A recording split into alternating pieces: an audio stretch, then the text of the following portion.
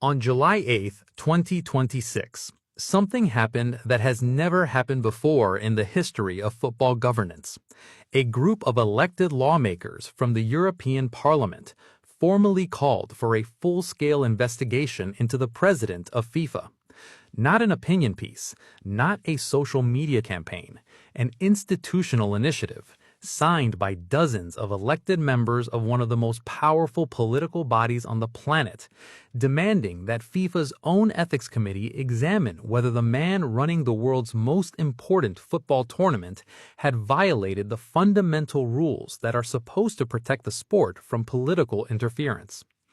The title of Gianni Infantino's organization is the Fédération Internationale de Football Association. The F stands for Federation. The A stands for Association, and buried inside the statutes of that organization is a requirement that has existed for decades. FIFA requires strict political neutrality. Its president cannot allow political figures to interfere with football decisions. The sport must be protected from external pressure. That is not a suggestion. It is a rule. The European Parliament lawmakers say that rule has been broken. Openly, visibly, during an active World Cup, and they want the Ethics Committee to investigate it. So how did it get to this point, and what exactly are these lawmakers saying happened? Let's go back to the beginning, because this story has been building since before the tournament even started.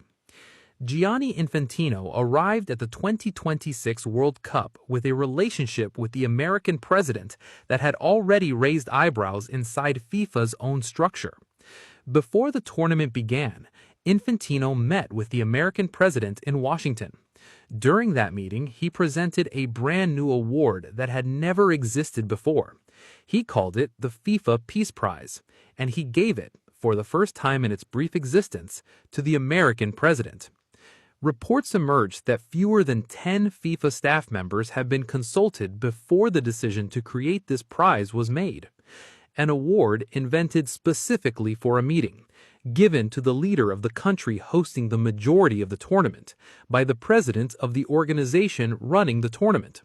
Some inside FIFA were described as feeling deep embarrassment watching it happen. And then there was the hat. In February, months before the first match kicked off, Infantino was photographed wearing a red hat with a slogan that echoed the current American president's political branding. FIFA's rules on political neutrality are explicit. Its president appearing in campaign-adjacent imagery for any political movement in any country is a violation of those rules. The photograph spread instantly. The criticism was immediate. FIFA said nothing. These were the conditions that existed before a single goal was scored. And then came the Balogun red card. The American striker received a straight red card during the United States' round of 32 match against Bosnia and Herzegovina on July 1. A VAR review confirmed the decision on the pitch. Under the automatic rules applied to every red card in every World Cup in history, a straight red card in the knockout rounds carries a one-match suspension. Balogun would miss the round of 16. The United States would face Belgium without their top goalscorer. The American president called Infantino. He told him he thought the red card was horrible. He said he believed it will leave a big stain on the tournament.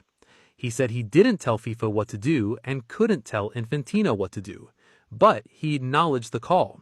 He acknowledged raising the case with the president of FIFA while the tournament was in progress.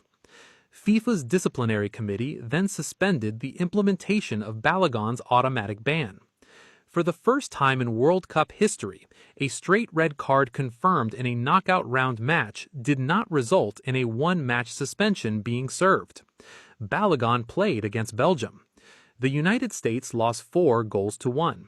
Balogun was on the pitch for the entire match.